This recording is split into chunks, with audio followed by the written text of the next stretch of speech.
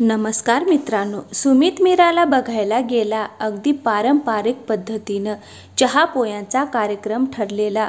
मीरा समोर बसली असताना आतमधून पडद्यामागून कोणीतरी डोकावून बघत होतं.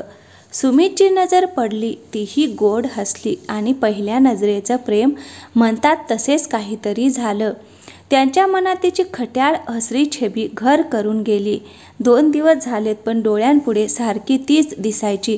स्थळ लक्षात आलं का म्हणून आईने त्याला 3-4 वेळा विचारले, पण तो सारखी टाळाटाळ करत होता. मुलीकडच्यांना निरोप द्यायचं, काय सांगायचं, आता मात्र उत्तर देणे गरजेचं होतं. त्यांनी आईला शेवटी सांगून टाकलं, मला ती आतून डोकावून बघत होती, ती पसंत आहे. आईने डोक्यावर हात ठेवला. अरे राजा, कोण्याविषयी बोलतोय तू? आपण मीराला बघायला गेलेलो आणि तू कोणाला पसंत केलंस? मला वाटतं तू जिला बघितलं ती मीराची धाकटी बहीण असावी, राधा. पण त्या लोकांना काय उत्तर देणार आम्ही? आई, तू एकदा बाबांशी बोल माझ्यासाठी. बरं, बघते मी, म्हणून आई स्वयंपाकाला लागली. सुमितच्या हृदयावर तिच्या निखळ हास्याचं प्रतिबिंब उमटलेलं होतं. अगदी देवानी वेळ काढून कोरीव शिल्प बनवावं तशीच होती. राधा कदाचित तिच्या सौंदर्याने सुमितला मोहिनी घातली असावी. आईने सगळं बाबांच्या कानावर घातलं, पण त्यांच्या तत्वाला ते पटत नव्हतं. तरीही सुमितच्या खुशीसाठी ते बोलायला तयार झाले. त्यांनी फोन करून भेटायचा दिवस घेतला. सुमित आई बाबा राधाचा हात सुमितसाठी मागायला गेले. सुरुवात कशी करावी कळत नव्हते. आतमध्ये मीराला वाटलं होकार द्यायला आलेत म्हणून तीही खुश होती. राधा तिला खट्याळपणे चिडवत म्हणाली, काय मग मीरा? सुमित गोड बोले, एका भेटीतच काळी चोरी झाले का? मीरा लाजली. इतक्यात बाहेरून कसला तरी आवाज आला. मीरा हॉलच्या खिडकीजवळ जाऊन ऐकू लागली तर आलेले पाहुणे जाताना दिसले. मीराचे बाबा जाम चिडलेले होते. नेमकं काय झालं ते कळत नव्हतं. ते लोक परत गेले. मीराला कळायला मार्ग नव्हतं. तिचा चेहरा पडला. काय झालं विचारणार तरी कसं? तिचा लहान भाऊ चहाचा ट्रे घेऊन गेलेला, तो तिथेच होता. ट्रे परत आणल्यावर मीराने त्याला तिच्या खोलीत बोलवले आणि काय झालं म्हणून चौकशी केली. अनूपने घडलेला सगळा प्रकार सांगितला. त्या सुमित दादाला म्हणे राधा ताई आवडली, तिच्याशी लग्न करायचं म्हणतो तो, म्हणून काका चिडले. त्यांना सांगितलं की राधा ताई धाकटी नसून थोरली आहे आणि 1 वर्षापूर्वीच तिचा घटस्फोट झाला.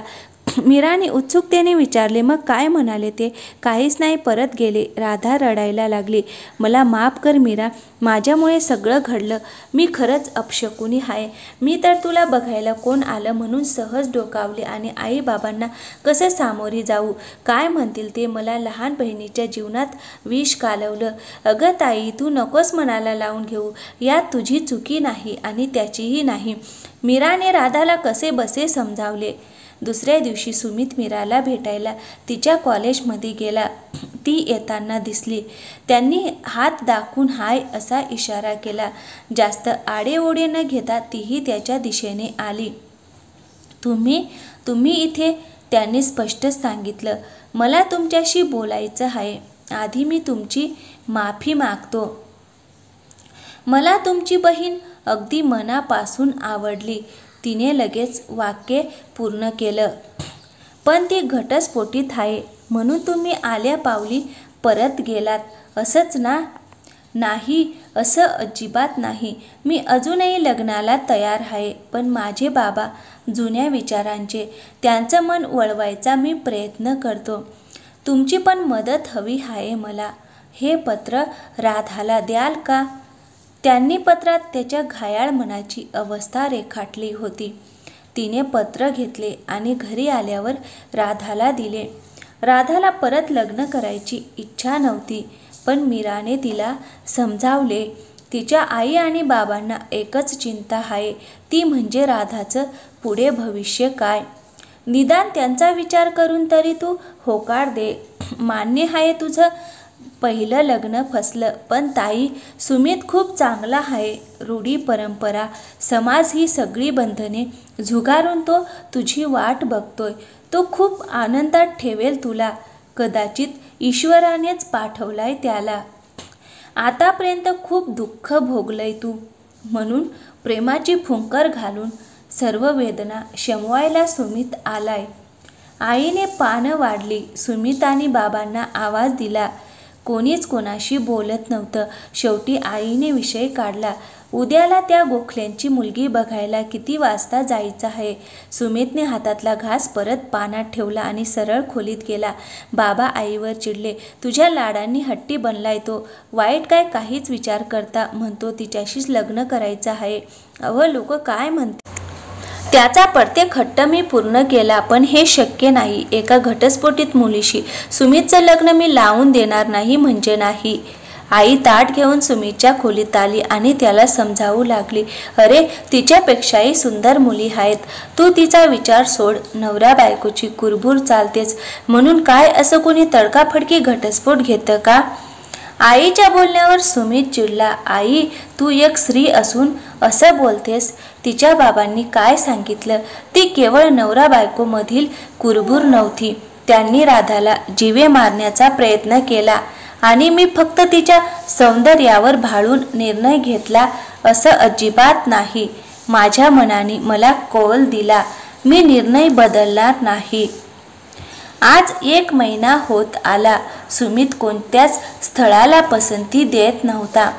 बायको नावाच्या फ्रेममध्ये त्याला फक्त राधाच हवी होती. सकाळी त्यांनी बाबांना बँकेत सोडले आणि तो ऑफिसला गेला. बाबांना काही पैसे फिक्स करायचे होते. त्यांनी तिथल्या मॅडमकडून फॉर्म घेतला आणि त्यांना अचानक चक्कर आली आणि ते खाली कोसळणार इतक्यात त्या टेबलावरच्या मॅडमने त्यांचा हात धरून सोफ्यावर बसवले. लगेच तिथल्या पिऊनला आवाज देऊन साखर पाणी मागवले. चमच्याने एक एक घोट तोंडात टाकू लागली. आता बाबांना बरं वाटलं. ते जरा टेकून बसले. तिनेच फॉर्म भरून दिला. घरी फोन करून कोणाला तरी बोलवा. मला नंबर सांगा, मी फोन लावते. तिचं बोलणं खूप सुखद वाटत होतं. नाही, तशी गरज नाही. बरं वाटतंय आता. मी जाईन म्हणून ते निघाले. कधीही बँकेत आले की बाबा तिला भेटायचे. ती 4 चौघींसारखी नव्हती. एका क्षणात परक्यालाही आपलं बनवणारा गोडवा तिच्या स्वभावात होता. नखोशिकांत सौंदर्याची खाण असूनही जराही घमंड नव्हते. बाबांनी एकदा तिच्या नकळत फोटो काढला आणि आईला दाखवला. फोटो बघून आईचे डोळेही दिपले.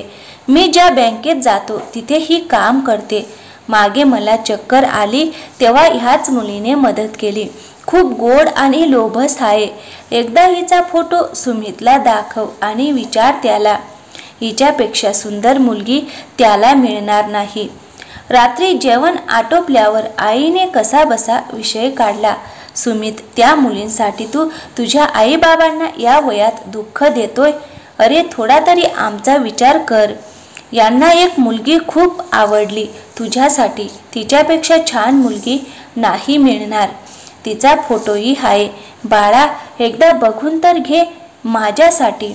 सुमित विनवण्या केल्यावर फोटो बघायला तयार झाला आणि हे काय आश्चर्य, फोटोतली मुलगी दुसरी तिसरी कोणी नसून पहिल्या नजरेत प्रेमात पाडणारी आणि त्याचं काळीज चोरणारी राधाच होती. मनातला आनंद त्याने चेहऱ्यावर अजिबात येऊ दिला नाही आणि ही कोण म्हणून आईला विचारले. आईने घडलेली हकीकत सांगितली. सुमितच्या सगळं लक्षात आलं, कारण बाबांनी राधाला बघितलं नव्हतं. त्यांनी आईला तंबी दिली, आधी तू बाबांकडून वचन घे. हिच्यानंतर मी कोणतीच मुलगी बघणार नाही. तुमच्या आनंदासाठी मी मुलगी बघायला तयार आहे. तुम्हाला माझं लग्नच लावायचं आहे तर करीन मी तुमची इच्छा पूर्ण. सुमितने बाईक काढली आणि सरळ गावाच्या वेशीबाहेर टेकडीवर गेला. आतापर्यंत मनात लपवलेला आनंद जोरांनी ओरडून व्यक्त केला. Radha, I love you. Radha, I love you. दुसऱ्या दिवशी बाबा सुमितला तिला बघायला बँकेत घेऊन गेले. तिच्या टेबलाजवळ जाऊन तिला बाबांनी आवाज दिला. बेटा, माझं एक काम आहे तुझ्याकडे. तिने वर बघितले. समोर सुमितला बघून तिची स्पंदनं वाढली. प्रथमच दोघेही समोरासमोर आलेले होते. तसं हे सगळं मी तुझ्या बाबांशी बोलायला पाहिजे. ते बोलेलच, पण त्याआधी तुला विचारावं म्हटलं. मला तू माझ्या मुलासाठी कुलवधू म्हणून पसंत आहे. मला तुझ्या बाबांचा पत्ता आणि नंबर हवाय. ती जरा घाबरली. काका, माझ्या बाबांचं नाव रमाकांत देव. मी राधा, त्यांची थोरली मुलगी. बाबा, कसला विचार करताय? आता तुम्ही पसंत केलंय हिला. बघा, तुम्हालाही तिने मोहात पाडलं ना. काय कमी आहे तिच्यात? हेच ना, ती घटस्फोटित आहे. त्यात तिची काय चूक? आणि तुम्ही मला वचन दिलंय. बाबांनी मोठा श्वास घेतला. सुमितच्या पाठीवर थाप दिली. तू बोल हिच्याशी, मी बाहेर आहे म्हणून निघून गेले. राधाला कळत नव्हतं काय बोलावं. तिने त्याला एकच प्रश्न विचारला, असं काय बघितलं तुम्ही माझ्यात? सुमितने हसून उत्तर दिलं, ते मला माहीत नाही, पण पहिल्या नजरेतच तू माझं काळीज चोरलंस आणि मी तुझ्या प्रेमात पडलो. तुझा होकार समजू होशील ना गोड बोलेंची कुलवधू. राधाने गोड हसून होकार दर्शवला. सुमितच्या बाबांनी रमाकांत यांना राधासाठी मागणी घातली. लेकीचा नव्याने संसार फुलतोय. एका बापाला यापेक्षा मोठा आनंद कोणता असणार? तर ना डेटिंग ना चॅटिंग. खरं म्हणजे प्रेमात पडायला रोज रोज भेटलं पाहिजे, खूप खूप बोललं पाहिजे. हा समजच चुकीचा आहे. केवळ सहवास म्हणजे प्रेम नव्हे. काही न बोलता एकमेकांना डोळ्यांची भाषा समजते, ते म्हणजे प्रेम. गर्दीतही त्याला तिच्या हृदयाचा आवाज येतो, ते म्हणजे प्रेम. दूर राहूनही ती व्यक्ती आपल्या आसपासच असते, ते म्हणजे प्रेम. कसं आहे ना हे प्रेम? एका क्षणातही परक माणूस आपलं होऊन बसतं. तर मित्रांनो, कशी वाटली आजची कथा? आवडली असली तर व्हिडिओला एक लाईक करा आणि हो, चॅनलला सबस्क्राईब नक्की करा. थँक्यू, धन्यवाद.